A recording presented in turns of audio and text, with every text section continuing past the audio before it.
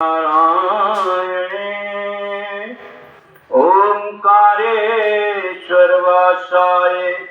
मायानंदाय ते नमः।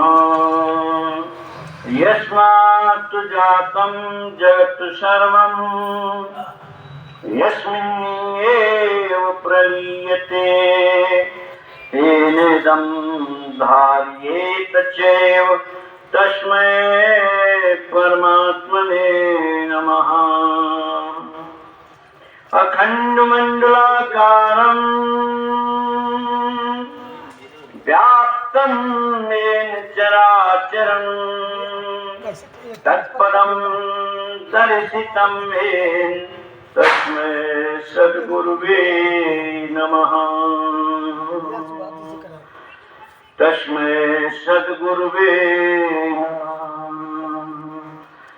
नारायण भगवान ने समुख से पार्थ से जो कही, जिसको भारत में स्वच्छंद रच के श्री व्यास जी ने कही। सद्बोधायमृत वर्षिणी भगवती अष्टादशाध्यायिनी। ओ मेरा निजीष्ट मातु भगवद्गीते भवदेशनी। ओ मेरा निजीष्ट मातु भगवद्गीते भवदेशनी।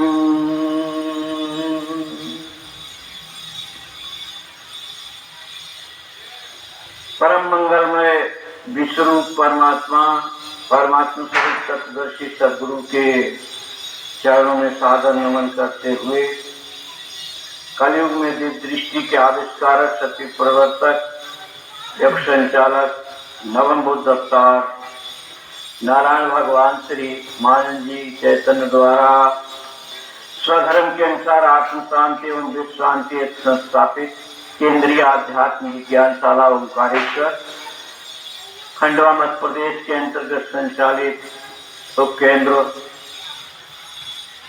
बाबा की बगिया बर्राट गोसाई बाबा मंदिर में चल रहे साप्ताहिक सत्संग में उपस्थित सभी अभिन्न आत्मरूप सज्जनवृंद एवं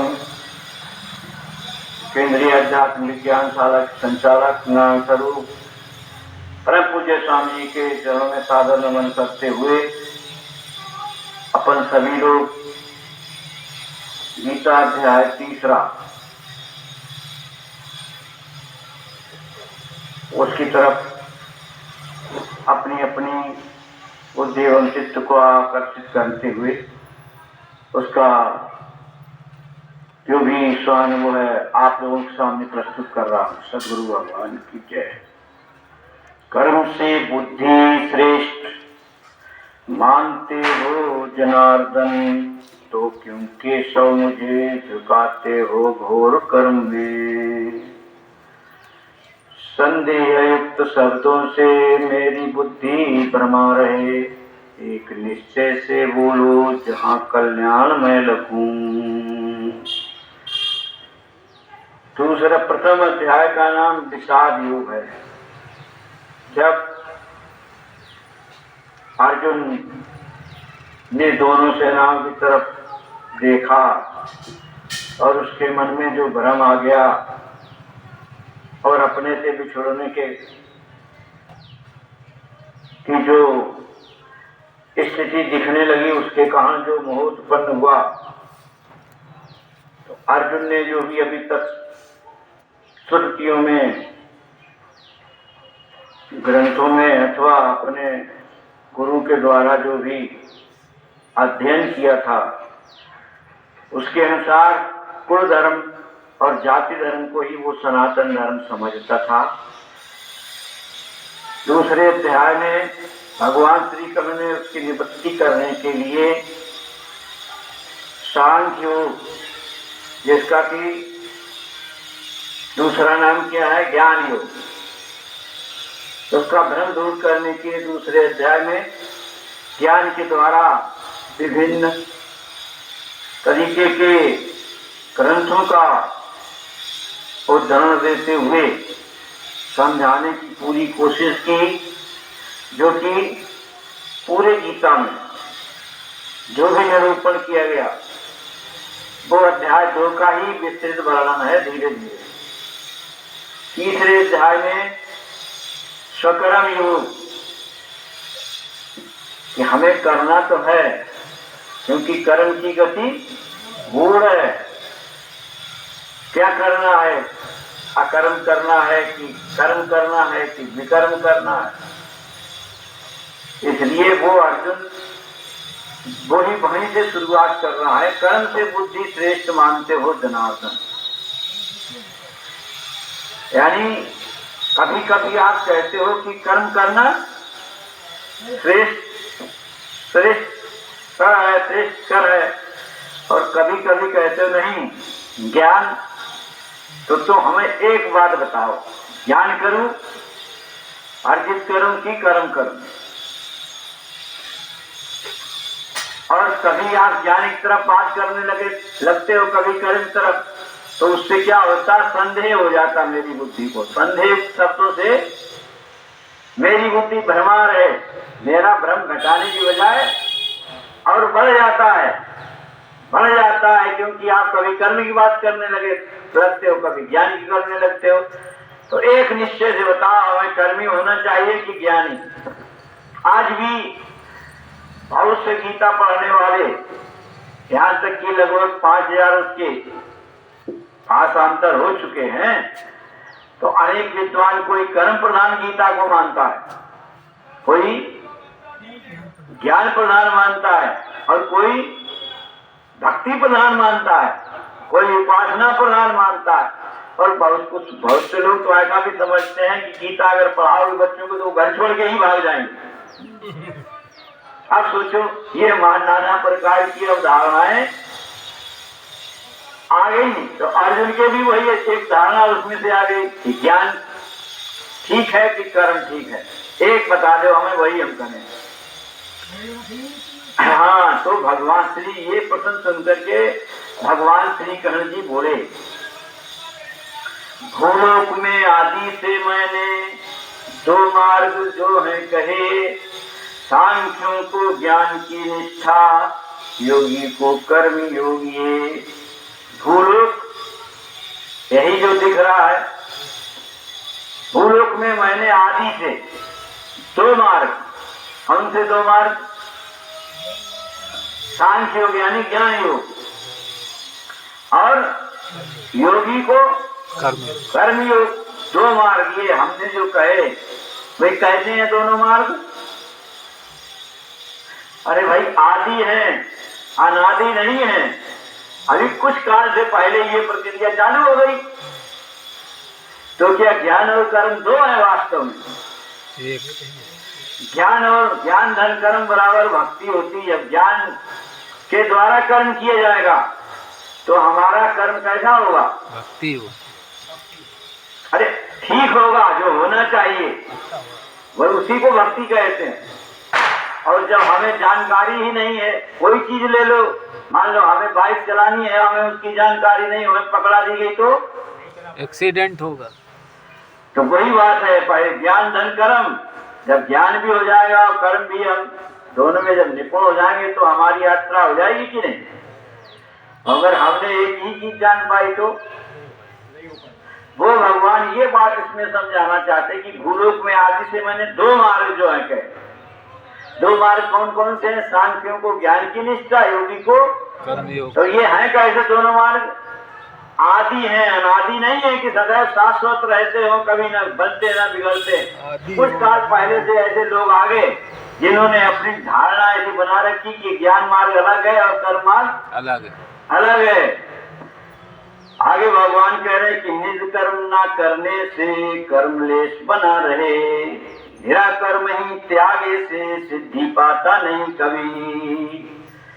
नहीं रह सकता कोई क्षण भी कर्म के बिना, जीवों से करवाते हैं स्वभाव गुण कर्म ये। निष्कर्म ना करने से, निष्कर्म यानी क्या है? बाण कर्म। वर्ण कर्म, वर्ण नाम काय का है? गुण का। और गुण किसको कहते हैं? स्वभाव को। गुण बराबर स्वभाव और स्वभाव बराबर वर्ण। तो जो जिसका स्वभाव है वही तो करेगा, जबरदस्ती और करना नहीं चाहेगा इधर से उधर तो हो पाएगा? अगर किया भी तो क्या होगा? उल्टा होगा। लिखा ना उसमें, निज कर्म ना करने से कर्म लेस बना रहे। तो क्या होगा? अपना कर्म भी छूट जाएगा और वो भी नहीं हो पाएगा। और जब कर्म शेष रह जाएगा तो करना पड़ेगा कि नहीं? निज कर्म न करने से कर्म लेस बना रहे और निराकर्म ही त्यागे से। अगर पूरे छोड़ दिया तो सिद्धि पाता नहीं कभी। सिद्धि यानी अरे सफलता। अरे अपना काम नहीं करोगे तो काय की सफलता मिल जाएगी, काय की सिद्धि प्राप्त हो। ऐसा मत समझ लेना कि हम 9 दिन उपास रह गए तो हमें कोई सिद्धि दुर्गा जी दे देंगी। वो सिद्धि नहीं है। सिद्धि कहते हैं सफलता को। जब आप ठीक से कार्य करोगे, अपन जो जानकारी जिसमें हासिल है और जिसमें तुम्हारा गुण और स्वभाव दोनों कार्य कर रहे हैं तो सफलता मिल जाएगी। और अगर आपने अपने गुण स्वभाव का काम नहीं किया तो अरे नहीं भले, हाँ वाह, ना ये भी होगा ना वो भी होगा। दोनों लोग गए उसके दोनों चले जाएंगे। हाँ, दोनों चले जाएंगे। वही भगवान इसमें समझाना चाहते हैं अर्जुन को, निष्कर्म ना करने से कर्म लेस बना रहे, निराकर्म ही त्यागे से सिद्धि पाता नहीं कभी। और अर्जुन और क्या बताया तेरे को? नहीं रह सकता कोई क्षण भी कर्म के बिना, जीवों से करवाते हैं स्वभाव गुण कर्म ये। और बिना कर्म के तो एक क्षण भी कोई नहीं रह सकता। और तो लोग कहते क्या करें, आप कोई काम नहीं तो क्या काम नहीं होता? क्या सांस नहीं ले रहा? क्या उसका हार्ट नहीं चल रहा? क्या नहीं हो रहा? सब कुछ तो हो रहा। सब कुछ हो रहा। क्या वो भूख लगाता है? क्या मल विसर्जन करने जाता है कि पेशाब करने जाता है? अरे स्वयं हो रहे हैं, वो स्वयं हुए हैं। एक क्षण भी कोई नहीं रह सकता, एक क्षण भी नहीं होगा तो कहाँ नींद आने लगे, वो भी तो एक काम ही है।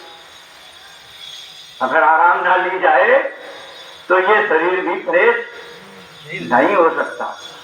इसीलिए तो ये तो शरीर को जब मैं आराम देता हूँ, निद्रा आ जाती है उसको, तो ये कैसा हो जाता है? फ्रेश हो जाता है, चैतन्य हो जाता है, पुनः थकावट हट जाती है उसकी। तो बिना क्षण के तो अब जब सो भी जाओगे तो क्या इसमें कौन सी क्रियाएं रुक जाती भाई? सब चलती रहती हैं। सब तो हो रहे। तो वो भगवान कह रहे कि निराकर्म ही त्यागे से सिद्धि पा नहीं रह सकता कोई क्षण भी कर्म के बिना, और जीवों से करवाते हैं स्वभाव गुण कर्म ये। और इस राज्य सृष्टि में जितने भी जीव हैं, जितने भी, अब जितने के अंतर्गत सब आ गए। चार खाने। अगर शेर से तुम कहो कि मैं तेरे को अच्छा दूध रोटी खिलाऊंगा तो मानेगा वो? उसका गुण स्वभाव क्या है? मांसाहारी है वो, तो मांस उसको दो तो खाएगा, और दूध रोटी खिलाओगे तो है श्री महात्मा में तुम कहो मांस खिला दो, बढ़िया ले आया हिरण का या बकरे का, तो वो खाएगा। उसको तो राजा सोचना चाहिए। महात्मा की बात कर रहे हैं, ध्यान रखना।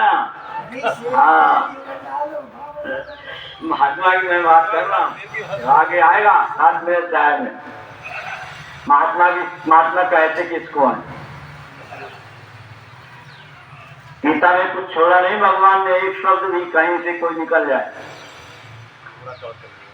नहीं रह सकता कोई क्षण भी कर्म के बिना, जीवों से करवाते हैं स्वभाव गुण कर्म ये। जो महामूल जीवात्मा कर्मेंद्रिय दबाई के, ये से वो गीता के मिथ्याचारियों से कहा। परंतु हे अर्जुन, जो जीव कहता है, जो महामूल जीवात्मा, महामूल, मूल नहीं, अज्ञानी नहीं, जो महामूर्ख है, जो महामूल जीवात्मा कर्मेंद्रिय दबाए के, अपनी कर्मेंद्रियों को ऐसे दबाए है कि ये तो बहुत सीधा, इससे ज्यादा दुनिया में कोई सीधा आदमी नहीं है। पर ये से भोग ही ताके, और उसके अंतःकरण में जो सूक्ष्म ज्ञान इंद्रियां हैं उनके द्वारा कैंची चल रही, कब मौका लगे कब सफाया करें। हाँ, उसी को तो मिथ्याचारी उसे कहा। मिथ्याचारी यानी झूठ का आडंबर फैलाए बैठा है। जैसे एक बगुला रहता है, नहीं बगुला बगैर वो साल में खड़ा है और क्यों जैसे कर लेती है, एक पैर से कभी कभी खड़ा हो जाता है। मछलियां आस पास आती हैं, वो सब करती हैं, वो नहीं बोलता है। और जब जान लेता टारगेट बिल्कुल सही है तो फिर वो उससे फिर बचने वाली नहीं है। तो उसी के लिए भगवान ये कह रहे कि जो महामूल जीवात्मा ऊपर से तो अपने को बहुत बड़ा सन्यासी समझ रहा, महात्मा दिखाऊ बन रहा है, पर अंदर से कैसा है? हाँ, कि मौका कब लगे कब दांव लगा के हम अपना काम बना लें। तो वही भगवान यहाँ कह रहे जो महामूल जीवात्मा कर्मेंद्रिय दबाए के ये से वो गीता के मिथ्याचारी उसे कहा। पांच जो मन से रोके इंद्रियां संग त्याग के कर्मेंद्रियों से करता है स्वकर्म वह श्रेष्ठ है। परंतु हे अर्जुन, मन से जो रोके, क्योंकि इंद्रियां का चालक कौन है? तो हम मन से अगर कंट्रोल करे तो हाँ, जो मन से रोके इंद्रियां कैसा? संग त्याग के, संग यानी अरे आसक्ति त्याग के। काय का संग? आसक्ति का। आसक्ति आसक्ति आसक्ति जासक्ति बिल्कुल नहीं। हाँ, तो वो आसक्ति छोड़ के जो भगवान कह रही है समझना है, संग त्याग यानी आसक्ति छोड़ के और वर्ण का कर्म आचरना। जो भी वर्ण, जो भी मेरा गुण होगा, इन्हें गुण रहेंगे 17 स्तंभ। अगर तमोगुण है तो क्षुद्र बुद्धि रहेगी, मलिन जो गुण है तो वैश्य बुद्धि रहेगी, और शुद्ध जो गुण है तो क्षत्रिय स्वभाव रहेगा, और अगर शुद्ध सत्वगुणी है तो ज्ञानी रहेगा। काय का ब्राह्मण, सीधी सी बात है। चार ही होते हैं, ज्ञानी, रक्षक, पोषक और सेवक। वो वर्ण नहीं है चारों। ये तो मेन तो यही है। अगर ब्राह्मण तो अमेरिका में हो जाके तो कौन समझेगा? और ये तो तुम्हारी बात अकाट्य है कि वहां भी सेवक है, सही है, वहां भी पालक है, पोषण करने वाले हैं, वहां भी रक्षक है और वहां भी ज्ञानी है। संपूर्ण मानवता के लिए तो गीता मानवतावादी सिद्धांत है, उसमें सिद्धांत भरा है पूरा, तो वो तो पूरे विश्व पर लागू होगा। अब किसी घर में पैदा होने से थोड़ी ब्राह्मण क्षत्रिय वैश्य बन जाओ, वो तो उसके गुण का नाम है। वही भगवान कह रहे वर्ण, वर्ण नाम गुण, वर्ण का कर्म आचरना। त्याग से कर्म श्रेष्ठ है। तेरे शरीर की यात्रा बिना कर्म बने नहीं। परंतु हे अर्जुन, वर्ण का कर्म आचरना, जो भी हमारा वर्ण बन रहा है, जो भी हम भले ही तमोगुणी हैं, तो हम अपना काम, हमें जो मिला 8 घंटे ईमानदारी से करें। और आज भगवान ने आगे लिखा भी है, करे जो अपने वर्ण का कर्म सिद्धि की प्राप्ति है उसे और सकर्म वाले को मिलती है सिद्धि, वो सुनो। करे जो अपने वर्ण का कर्म, अपने जो वर्णगत कर्म को जो करता है उसको क्या मिलता है? सिद्धि प्राप्त होती है, सफलता मिलती है। सिद्धि यानी सफलता। तो वही भगवान ये कह रहे हैं कि वर्ण का कर्म आचरना। काय का आचरण किसको लेना है? अपने वर्ण कर्म को, अपने गुण स्वभाव को। और त्याग से कर्म श्रेष्ठ है। तो नहीं तो अगर तुम ये सोचो कि क्या करें, सेवा करने में तो बड़ी दिक्कत होती है, तो इसको त्याग दो और कोई देखो, तो सफलता मिलने वाली नहीं है। उस त्याग से तो करना ही श्रेष्ठ है। जब करोगे तो सफलता मिल ही जाएगी, और जब करोगे तभी क्या होगा? अरे उन्नति, ऊपर कब जाओगे? जब करेंगे तब जब अपने कर्म को ठीक प्रकार से आप करके निभा ले जाओगे सफलता पाओगे तो सफलता मिल जाएगी। तो क्या होगा, तुम्हारा प्रमोशन हो जाएगा कि नहीं। और अगर तुम्हारे कर्म में गड़बड़ी आ रही है, बार बार तुम्हें समझाया जा रहा है, बार बार वार्निंग दी जा रही है और फिर भी तुम नहीं कर पा रहे, तो क्या होगा? हो जाएगा डिमोशन कि प्रमोशन कर लोगे। और सोच लो जहाँ है उससे भी नीचे चले जाओ। हाँ, उसी को कहा महामूल। मूल तो थे ही थे, अगर आप महामूल हो जाओगे। यज्ञ प्रीत्यर्थ भी कर्म, अन्न है कर्म बंध ही, कर्म उसके लिए करना पाठ संग त्याग के। अब यज्ञ प्रीत्यर्थ भी कर्म, ये जो यज्ञ नाम किसका है? कर्म का स्वकर्म का। अन्न है कर्म बंध भी, और अन्य जितने कर्म हैं जो जिन्हें हम समझ कर रहे हैं, ये बात कहना चाहते, अन्य जो कर्म करते हैं काहे के लिए? सफलता प्राप्ति करने के लिए। जो लौकिक यज्ञ चल रहे हैं उनकी बात है, जो लौकिक यज्ञ हो रहे हैं उनकी बात है यहाँ पे। अन्न है कर्म बंध भी, बेकर्म कैसे हैं सब? बंधन में डालने वाले हैं। तुम सोचोगे हम आगे निकल जाएंगे, पर होगा क्या? पीछे चले गए। हाँ, बंधन में पड़ते चले जाओगे। कर्म उसके लिए करना पाठ संग त्याग के। कर्म उसके लिए, किसके लिए? अरे विष्णु के लिए, परमात्मा के लिए करना। कैसे? संग यानी आसक्ति आसक्ति त्याग के। बस सच्ची बात याद रखो, तो बार बार गीता में ये शब्द आते हैं। आसक्ति त्याग के, जहाँ कर्म फल आ जाए जान लेना आसक्ति छोड़ने के लिए कह रहे। जहाँ कर्म आ जाए, जहाँ समझ लेना बनकत कर्म की बात कर रहे हैं। जहाँ फलेच्छा त्याग वृत्ति आ जाए, समझ लेना कर्म की बात कर रहे हैं, सर्वहित की बात कर रहे हैं। वो अपने चित्त में धारण कर लो। अब यहाँ से प्रसंग बदल जाता है, कहो तो आगे कहें। ब्रह्मा जी ने आदि में सहयज्ञ प्रजा रची, बोले यज्ञ करो देवे तुमको इष्ट भोगिए। ब्रह्मा